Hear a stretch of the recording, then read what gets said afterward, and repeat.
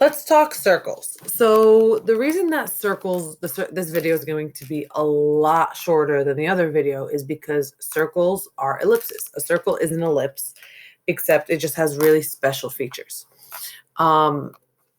Just kind of like a square is a rectangle. It's just very specific. It's the same concept. A circle is an ellipse, but A is equal to B. That means that the minor axis is equal to the major axis, which also means that the foci, like we learned in the other video, is the center.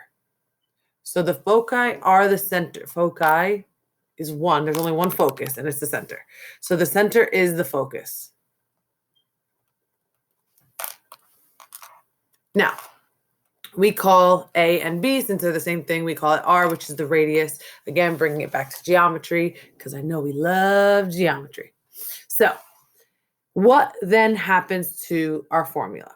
So if I have, this is the formula for the ellipse. It doesn't really matter which one because A and B are the same. So x minus h squared, I'm going to rewrite it where A and B are R squared. So now we have that plus y minus k squared over r squared equals 1. So now we have denominators that are the exact same thing, meaning I could actually factor it out. So I'm going to factor out 1 over r squared, and then we get x minus h squared plus y minus k squared all equals 1. And now I can multiply both sides by r squared to get rid of that fraction.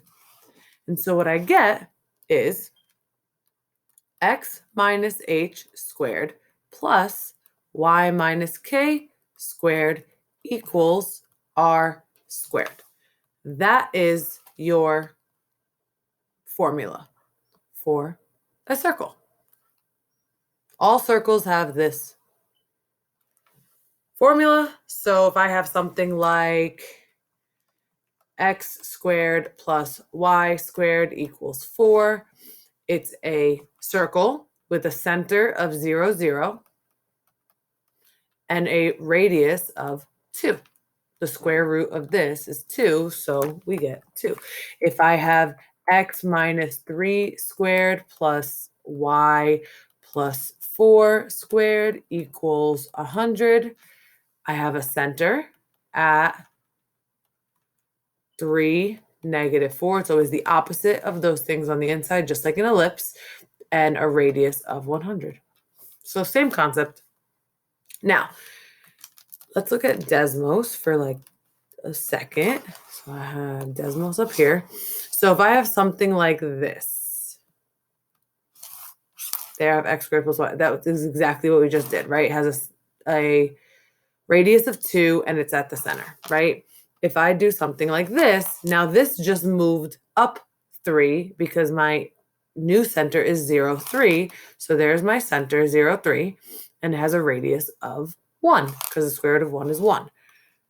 And then if I have something like this, it went down 5 because my center is now 0, 5, 0, negative 5 with a radius of 3. And then you have a nice, excuse me, you're ruining my picture. You have to move. Nice little snowman. We can draw pictures now on Desmos. How exciting.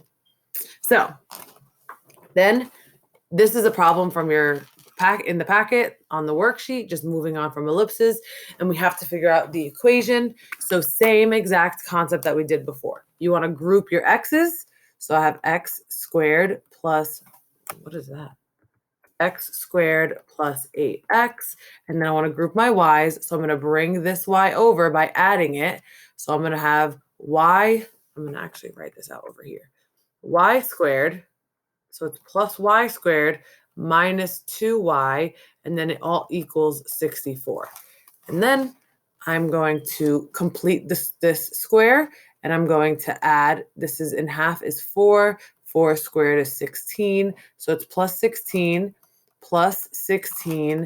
and then I have this square that I need to complete. So I have -1, which is half of that, squared, which is +1. So I add 1.